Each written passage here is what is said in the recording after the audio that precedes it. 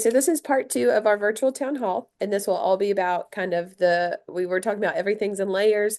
Debris removal is also in layers when it comes to roadside, private property, and stream debris. So let's first talk about how each three of those are funded and what kind of the county has invested or not invested into each so far. All right, good, great question. So, you're a taxpayer and you're like, okay, there's a ton of debris removal going on, and who is paying? And that's a responsible citizen should always ask what's happening with tax money. So I always say transparent and accountable are two key words. So in the storm, whenever this was declared a major disaster on the federal basis, and that took the state and the feds both declared that, the first 180 days of the storm is all federally funded. So this storm debris removal, related expenses to debris and to reaction to the storm gets federally funded. And that's me putting a real high flyover. There's a lot of specifics and a lot of administrative work that goes into properly denoting that and documenting that. But right now, our debris is completely funded by the federal government. We have to reimburse, and you'll often see debris monitors that follow folks that are taking out debris. And a debris monitor is set in place to show that there is a auditor that's auditing that debris was done in accordance with FEMA's reimbursement guidelines. So a lot of times a citizen will say, well, they didn't get all the debris off my property. And so the federal guidelines says 20 foot from the edge of the state road for right-of-way debris removal. And maybe that debris monitor saw that there was some out there at the 30-foot range. And so they had to say, nope, we can't do that because it's not reimbursable. So that is kind of how that works. We have a auditor, which is a debris monitor, follows a debris removal contractor. And so that's how we keep the FEMA reimbursement, and it's not done with local taxpayer funds. So that's the quick answer to the question, is that the program has requirements, and in order to be reimbursed by the federal folks, we have to show those requirements are being met. Therefore, we have a debris monitor in Mitchell County. It's Debris Tech is the name of that company. And is that the same for each level of debris removal? The roads, the Yes. So waterways? roads and private property debris removal, and I'll talk to you a little bit about that in a minute. Roads and private property debris removal will have a debris monitor. Now, I'm using the Corps of Engineers to do the waterways, and the Corps of Engineers will do their own in-house. It's their governmental, and it's a federal government fully reimbursed program. So the county pays no money out on it since we're doing it through the Corps of Engineers. They have their own federal groups that are coming in, environmentally related, like EPA. All that stuff falls under those federal guidelines. So they're running their stuff in-house for their monitoring on that. So granted, we're not getting reimbursed on that. On the other ones, the county pays the price to these debris company for the removal of that debris, but then we send that in, and the state or the feds reimburse us. So we're paying out on a county, but then we're being reimbursed. On the Corps of Engineers, we're not paying out. That's all done by them in their own house right there, not us. So there's no reimbursement needed on that. Yeah, and I think we should note that you've been very strategic about how you've chose who's doing what. And I think it's paid off because when you're driving through different parts, I think we look great when it comes to the roadside. But again, you have been very strategic, and you saw a few months ago maybe one company really couldn't handle the whole county. So you've split the county in two. So talk Yeah. about this new company that has come in to help SDR. So yeah, Mitchell County had more trees down than any other county in arguably Helene's entire path of multiple states. And I would argue for that. If you put me up there to where I was going against South Carolinas and Georgias, definitely Western North Carolina, Mitchell County, small little county, more debris than any of the others. And so it's not getting moved fast enough. We identified, we about a month or two into it, we could just see that there was a lot of debris that hadn't been touched, a lot of side roads not getting it. So I divided the debris removal into two halves of the county, basically Bakersville North is under a new group called Crowder Gulf, and south of Bakersville is SDR, and that's the group that had been doing it. And so I've gave them strict guidelines, and I said, you got to remove this debris. I need it fire access. It's very crucial to the recovery of the county to have this debris off our road right of ways. So I've got Crowder Gulf, and they're starting today. I had to get the sites permitted for the debris to be dumped into and chipped at and mulched, and DEQ has permitted those sites. So now Crowder Gulf is launching today on Monday. So you're in the north end of the county. Highway 261 is going to be one of the first places they're going to try to get. That's got Pumpkin Patch in there with tons of debris. Iron Mountain is one on their immediate need list, going up over the Iron Mountain. And I said, you got to clean those roads off, and it's no picking and choosing on that debris. I want it cleaned and swept clean. Crowder Gulf is a major sized company. They do a lot of debris. So with Crowder Gulf on that, I feel like they're going to have the equipment to get in there and knock this out. I'm optimistic. So we're hoping and praying that debris is going to start moving really good. And I'm always evaluating debris. And so let's talk a little bit about the debris hotline. Yeah. This is going to be really helpful to a lot of folks. So there's a new phone number, and I know we'll have that publicized out, but I'm going to tell it to you. It's 828-537-1441. And that is the number that you can call, and it will basically say if you have anything related to debris removal countywide, you can put it on this number. You'll say, well, I pulled down some debris in front of my house, and it's along the road here, and I'm not sure somebody can get it. Well, you're calling this number. It's kind of automated at the beginning, and it'll be like press 1 to talk to a person. They're going to get your details, and they're going to fix you up. If you're in a gated community and a right of entry form is needed, they will help you out with that right of entry. They'll email it to you. You can email it back to them. In fact, I've got an email here too, just so you can have that. And the email is restore@mitchellcountync.gov. And that's RESTORE at mitchellcountync.gov. So basically with that, that hopefully will give us a one source place to go for all things debris related. So the right of entry forms and private property debris removal, I want to talk to you about that. And maybe I'm answering a question you might be going to ask. All right. So private property debris removal. The last day curbside for the south end of the county, south of Bakersville, is March 2nd. So what that means on March 2nd is that if you bring it out to within 20 foot of the state or town road, after March 2nd, they're going to start going down these roads and they're going to mark them clean. So they're going to have a map, and they're going to say, okay, I'm over here in Old English Woods Road, and we're going to drive through here with our debris crew, and we're going to pick it clean, and the debris monitor is going to mark that road as right-of-way clear. So after March 2nd, these roads are going to start getting marked that way. So if you bring it out to curbside after March 2nd, your debris might not get picked up in anywhere from south of Bakersville in the county, that Spruce Pine area, Ledger area. So you're saying, well, what do I do with my debris?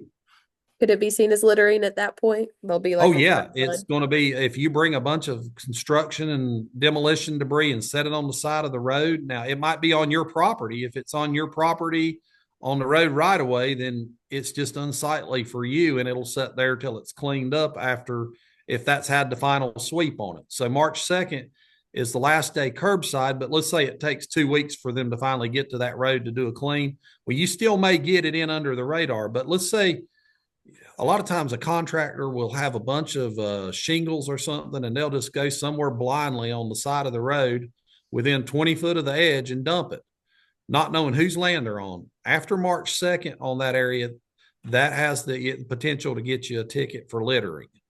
So be real careful on that. Like I said, if it's on your property within 20 foot of the road and you dump it there, I got a strategy for you. So you got your house and you went down and you didn't get it there in time. They already cleared the road. Well, that's your property, and private property debris removal is for you. So you call the hotline that I told you, and you talk to an operator and say, I've got debris on my private property that's along my driveway. It's down here by the state road. I need that picked up, and also need some debris piles that are in my yard where I cleaned up trees. And you'll do a right of entry form. Now, on this right of entry form, after it's complete, we have to do a legal checklist on it to make sure that it's a legit right of entry form. So the team will go in there and make sure that the ownership on the right of entry matches with the ownership on the property deeds. So it takes a little legal time after you do the call in on there to get your right of entry. And then we clear out work orders, and we have a crew come up your driveway and into your yard and clean up debris. Now, when you sign that right of entry, you're also signing a hold harmless.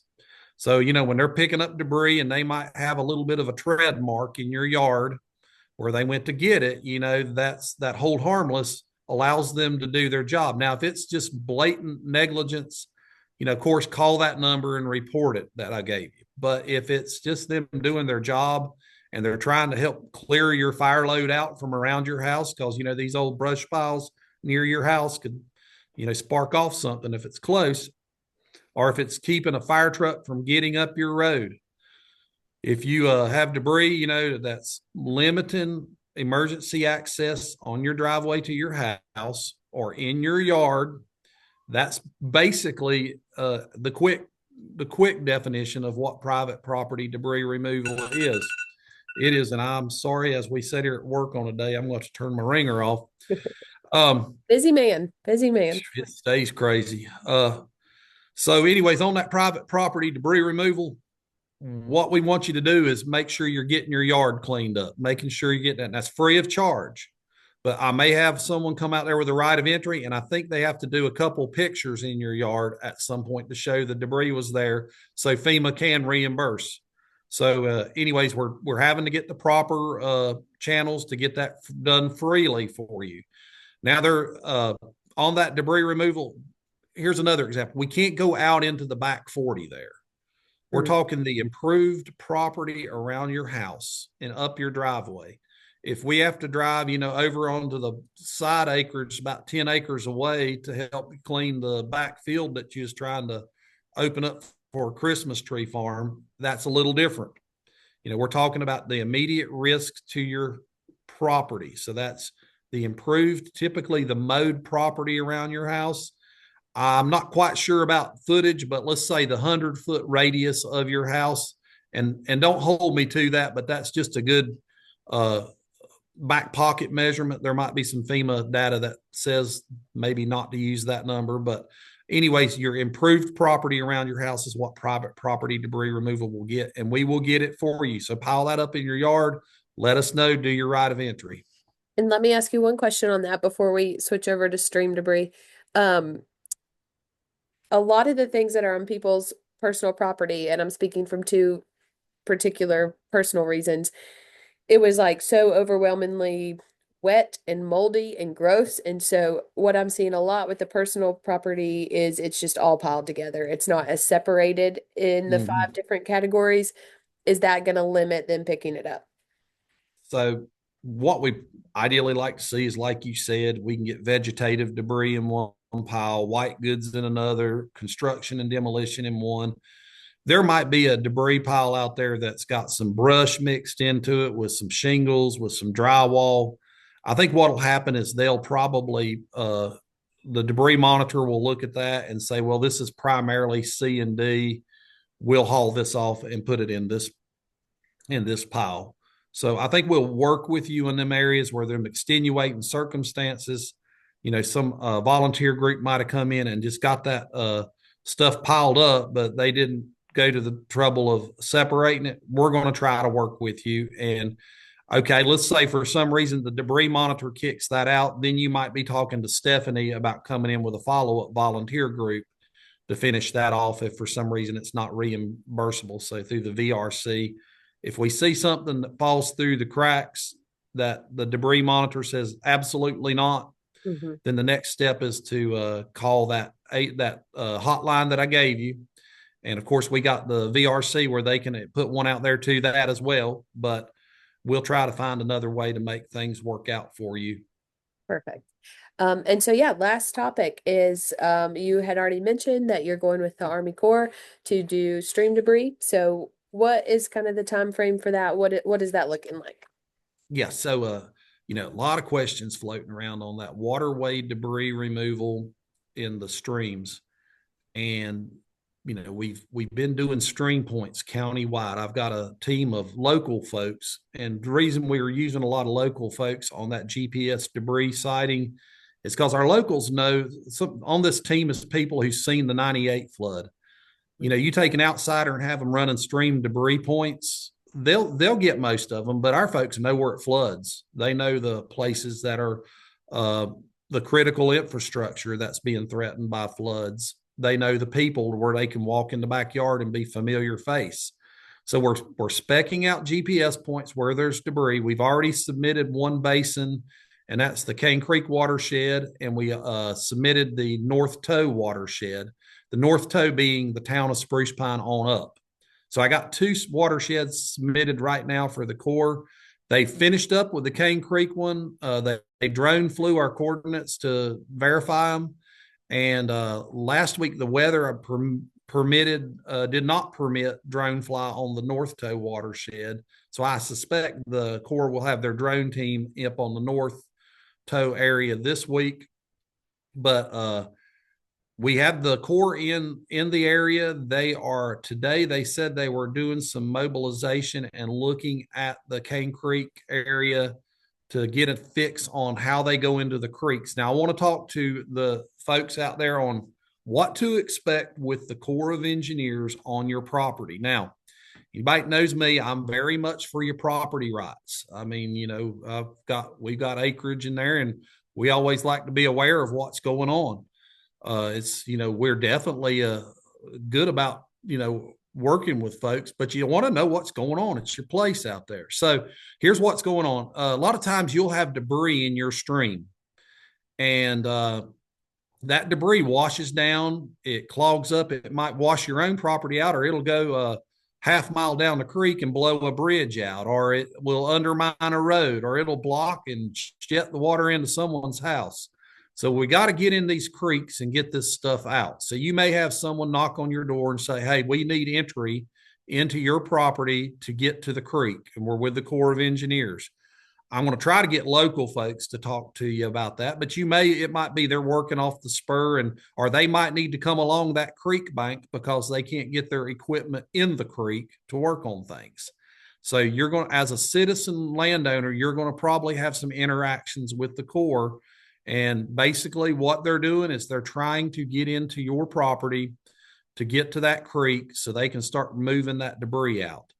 We're doing right of entry forms that would allow for the Corps to come in, but the way the State Division of Environmental Quality has done it is the Corps can go onto the creek in one person's property, and then once they get into the creek bed, they can move on down and not really be up on your banks of your property. They'll have a long arm traco and try to get as much as they can while in the creek, and then they'll get permission to come out of the creek. But, as well as I do, a lot of times the landowner owns to the middle of the creek or across the creek. And so while they got your neighbor's permission to come in, now they're down on your property in the creek, and they don't have your permission maybe, or they need your permission. So Division of Environmental Quality during a storm has permitted, if you're in the creek water coming down, there is a special statewide allowance in a disaster for them to go down the creek without having to get that permission. With that said, I've instructed the Corps to still talk to the landowners and let them know, hey, here's what's going on. Now, there will be some landowners, once they get in that creek bottom, that don't even live around here, and it's hard to run them down. But if you're a local and you see the Corps, feel free to interact with them. If you're very passionate about the Corps not getting in the creek or around your house, let me know, let them know. We'll try to be respectful. We're just here trying to clean these creeks out and stabilize them to get it to where when we get another heavy rain, we won't be flooding out the neighbor's property or the property above yours. So a lot going on with that waterway debris removal. I want to make sure everybody's knowing what's coming. Right. It's like we're almost phasing out of one and then really starting to gear up Yeah. into others while that one's closing out. Any other questions or not questions from you? We have no Uh, one to One ask thing to questions add about. on the creek debris removal is we're thinking that Cane Creek, that'll be the first creek, the creek watershed area, the Cane Creek watershed that you'll probably be seeing some Corps folks on. And as they're mobilizing into that one, that'll be the first one. So if you live up on Cane Creek, expect to see the Corps over the next month and the month of March. Dirt piles, we're doing a bid process to get rid of the dirt piles. So we hope during the month of March that all those dirt piles in town of Spruce Pine and town of Bakersville will be hauled away. That's a goal. Um, so we're moving out that way. I always tell you, be looking out, look to the future. The present right now is winter. It's kind of a muddy month. It's snowy one day and warm the next day. But when all these leaves get back on, all this right of way gets cleared out, these creeks start getting cleaned out, and we're working on sedimentation debris removal as well. The grass starts growing in these parks again. The dirt piles are removed. Just think upon those things which are good. That's biblical too, but it also applies to debris. It's a crazy world we live in, folks, but it's going to get better. Oh, we appreciate you, Alan. We know you got some phone calls to return, so thank you for taking time to give us a great update on where we are as a county. Thank you. Thanks, Alan.